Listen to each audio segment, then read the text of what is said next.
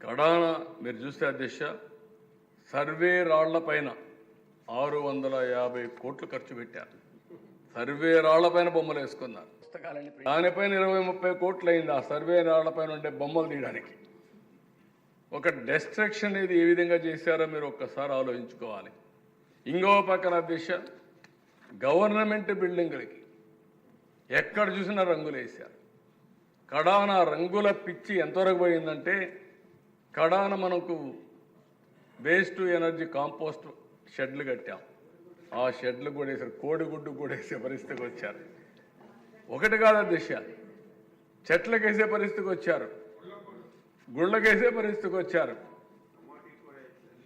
కమ్మోళ్ళకు కూడా వేసే పరిస్థితికి వచ్చారు. ఇంకా ఒకటి కాదు, ఇంకెక్కడ కనపడిస్తే అక్కడ సరే.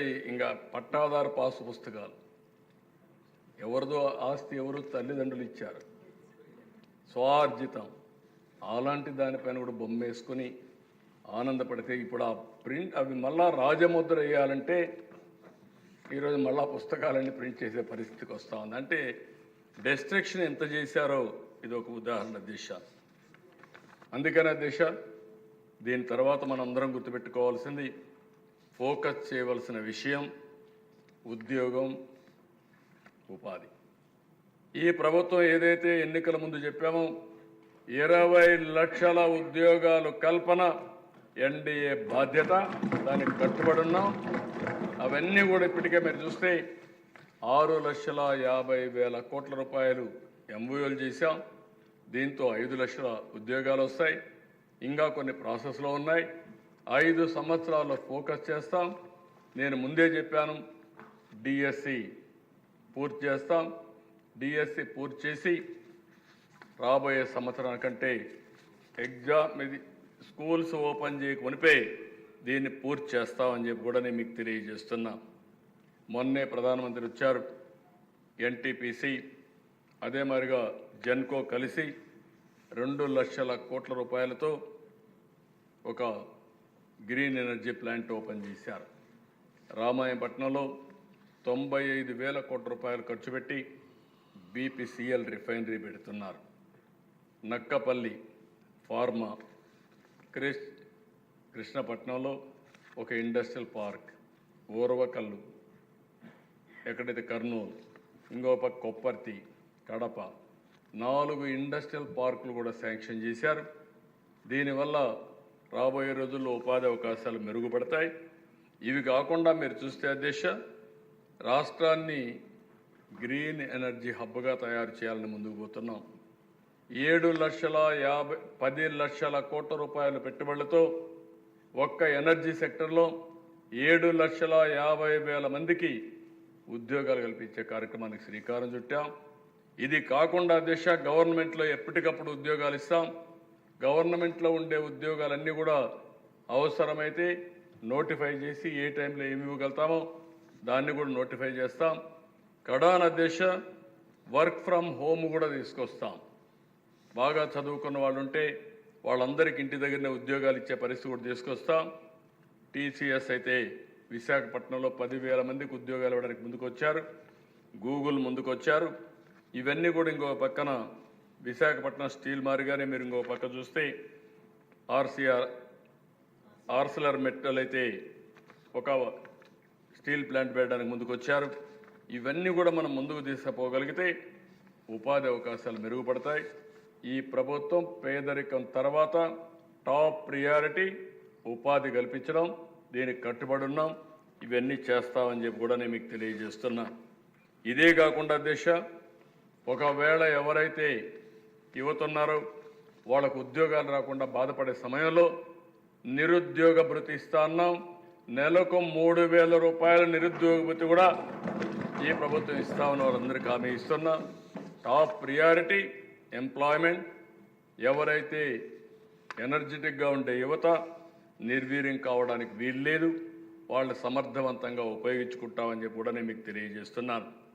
ఇంకో పక్కన దిశ హ్యూమన్ రిసోర్స్ డెవలప్మెంట్. ఈరోజు మానవ వనరుల అభివృద్ధికి టాప్ ప్రియారిటీ ఇస్తున్నాం. మొన్నే మీరు చూస్తే ఫీజు రీఎంబర్స్మెంట్ అయితే 788 కోట్లు పే చేశాం. ఒక్క విద్యాశాఖలోనే 6,500 కోట్ల రూపాయలు బకాయిలు పెట్టే పరిస్థితికి వచ్చారు. చాలా సంతోషం. ఇక్కడే పవన్ కళ్యాణ్ గారు కానీ ఎడ్యుకేషన్ మినిస్టర్ గారు కానీ వాళ్ళిద్దరూ కలిసి డొక్కా సీతమ్మ మధ్యాహ్న భోజనం పేరు పెట్టి ఈరోజు మధ్యాహ్న భోజనం ఎప్పుడో త్యాగాలు చేసిన ఆ తల్లి పేరుతో ఈరోజు ఈ కార్యక్రమాన్ని తీసుకొచ్చే పరిస్థితికి వచ్చారు. వారిని మనస్ఫూర్తిగా అభినందిస్తున్నా. సర్వేపల్లి రాధాకృష్ణ పేరుతో విద్యార్థి మిత్ర కార్యక్రమానికి కూడా శ్రీకారం చుట్టి స్కూల్ కిట్స్ ఇచ్చే పరిస్థితికి వచ్చారు. అంత మునుపు చూస్తే అసహ్యంగా ఒకే పేరు, ఆ పేరు లేకుండా వేరే పేరు లేదు. ఆ పేర్లు నేను చెప్పను కానీ ఇప్పుడు పెడితే ఇప్పుడు ఎవరైతే జాతికి సేవ చేశారో, ప్రజలకు సేవ చేశారో అలాంటి పేర్లు తీసుకొచ్చారు. దానికి మనస్ఫూర్తిగా అభినందిస్తున్నా. ఇంకో పక్కన మెగా పేరెంట్స్ టీచర్ మీటింగ్ కూడా పెట్టారు. నేను కూడా వెళ్ళాను. చాలా బాగా చేశారు. టీచర్స్ అందరు పిల్లలందరినీ ఇన్వాల్వ్ చేసి ఒక మంచి కార్యక్రమానికి శ్రీకారం చుట్టారు. ఇంకో పక్కన మీరు ఒకసారి చూస్తే అధ్యక్ష, ఎన్టీఆర్ వైద్య సేవకి 1770 కోట్ల రూపాయలు ఇచ్చాం. ఇంకా ఇవ్వాల్సినవి చాలా ఉన్నాయి. మొత్తం వీళ్ళు చేసిపోయినటువంటి అన్నీ కూడా అప్పులు తీర్చుకుంటూ వచ్చే పరిస్థితి వచ్చింది. ఇది కాకుండా అధ్యక్ష ఈరోజు డిజిటల్ హెల్త్ కార్డ్స్, ఇక్కడే సత్యకుమార్ గారు ఉన్నారు, ఆయన వర్కౌట్ చేస్తున్నాడు. నేను గర్వంగా చెప్పగలుగుతున్నా, ఏదైతే దేశంలో ఈ డిజిటల్ హెల్త్ కార్డ్స్ ఇవ్వడంలో లేకుంటే మొత్తం అనుసంధానం చేయడంలో మనం నెంబర్ 1లో ఉన్నాం. ఇదే సమయంలో అధ్యక్ష ఒక వినూత్నమైన కార్యక్రమానికి శ్రీకారం చుట్టాలనుకుంటున్నాం. ఈరోజు ఎన్టీఆర్ వైద్య సేవ కానీ సీఎం రిలీఫ్ కానీ ఇవన్నీ ఒక లెవెల్కి వస్తున్నాయి. చాలా వరకు పేదవాళ్ళకి ఇచ్చే పరిస్థితికి వస్తున్నాం. కానీ మధ్యతరగతి కుటుంబాలకు కొన్ని ఇబ్బందులు వస్తున్నాయి. అందుకే ఈరోజు నిర్ణయం తీసుకుంటున్నాం. రాష్ట్రంలో ఉండే అందరికీ 2,50,000 వరకు ఇన్సూరెన్స్ ప్రీమియం పే చేసే బాధ్యత ఈ ప్రభుత్వం తీసుకుంటాం. చాలామంది ఈరోజు మీరు ఒక్కసారి చూస్తే అధ్యక్ష, ఈరోజు మీరు చూస్తే మధ్యతరగతి చాలా సఫర్ అవుతున్నారు. ఆరోగ్యం, విద్య, నిత్యావసర వస్తువులు కొనుగోలు, ఇవన్నీ యాస్పిరేషన్స్ ఉన్నాయి. కానీ వాళ్ళ యాస్పిరేషన్స్ మీట్ చేసే మీన్స్ లేవు. నేను అందుకనే ఆలోచించాను, పేదవాళ్ళకి 25 లక్షలు వస్తాను, దానికే వస్తున్నాను, 2,50,000 రూపాయలు ఇన్సూరెన్స్కి ఇస్తాం. దానిపైన వచ్చేది మొత్తం వైద్య సేవ కింద ఎంత, ఎన్టీఆర్ వైద్య సేవ కింద 25 లక్షల రూపాయల వరకు అందులో ఇస్తామని చెప్పి మీకు తెలియజేస్తున్నాను. ఎందుకంటే మొత్తం ప్రీమియం కట్టాలంటే ఆ ప్రీమియం వల్ల మనకు చాలా ఎక్కువ డబ్బులు కట్టాల్సి వస్తుంది, అన్అఫోర్డబుల్ అవుతుంది. అందుకే మినిమం 2.5 లక్షల వరకు అందరికీ పెట్టి మిగిలిన పేదవాళ్ళందరికీ 25 లక్షల వరకు ఆర్థిక సహాయం చేసే కార్యక్రమం ఎన్టీఆర్ వైద్య సేవలు ఇస్తాం. 2 బ్యాలెన్స్ చేసుకుంటాం. దీనివల్ల మధ్యతరగతులు నేను చాలా మనం ఆలోచించుకోవాల్సిన అవసరం ఉంది. పేదవాళ్ళ కోసం అంకితమైన భావంతో పనిచేస్తున్నాం. మన పాలసీల వల్ల డబ్బులుండేవాళ్ళు, పెద్దవాళ్ళకి ఇబ్బందులు ఉండవు, వాళ్ళ తెలివితేటలు సంపాదించుకోగలుగుతారు. కానీ మధ్యతరగతి చాలా వరకు ఇబ్బంది పడుతున్నారు. మనం కూడా ఫోకస్ చేయాల్సిన అవసరం ఉంది. మధ్యతరగతి బలంగా ఉంటే సమాజం బలోపేతం అవుతుంది. ఎంఎస్ఎంఈలు కానీ ఇంటికొక మనం ఒక పాలసీ కూడా ఇచ్చాం, 1 ఫ్యామిలీ 1 ఆంటర్‌ప్రెన్యూర్. దీన్ని కూడా మనం ప్రమోట్ చేయాల్సిన అవసరం ఉంది. దీన్ని వీలైనంత వరకు మధ్యతరగతికి ఇంకా ఏం చేయాలనో మిడిల్ ఇన్కమ్ గ్రూప్కి మీరు అందరూ కూడా ఆలోచించండి.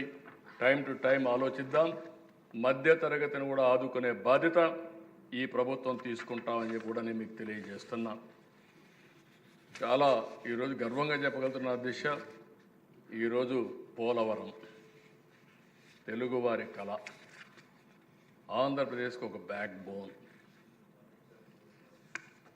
ఆ రోజు దిశ విభజన చట్టంలో ఒకే ఒక విషయంలో మనం కొంత కన్విన్స్ అయింది, అవసరమైతే అమరావతి కట్టుకుంటాం, పోలవరం 55,000 కోట్లు కావాలి, ఇది చేయలేమని ఆలోచించినప్పుడు ఆంధ్ర రాష్ట్రానికి సౌత్ ఇండియాలో ఏకైక వనరు అధ్యక్ష గోదావరి. గోదావరిలో ప్రతి సంవత్సరం ఇప్పటికి కూడా 100 సంవత్సరాల డేటా చూస్తే 2000 టీఎంసీ నీళ్లు సముద్రంలోకి పోతున్నాయి. ఈ సంవత్సరం 4000 టీఎంసీ నీళ్లు సముద్రంలోకి వెళ్ళాయి. ఆ పోలవరం శాంక్షన్ అయినప్పుడు 73% పూర్తి చేశాం.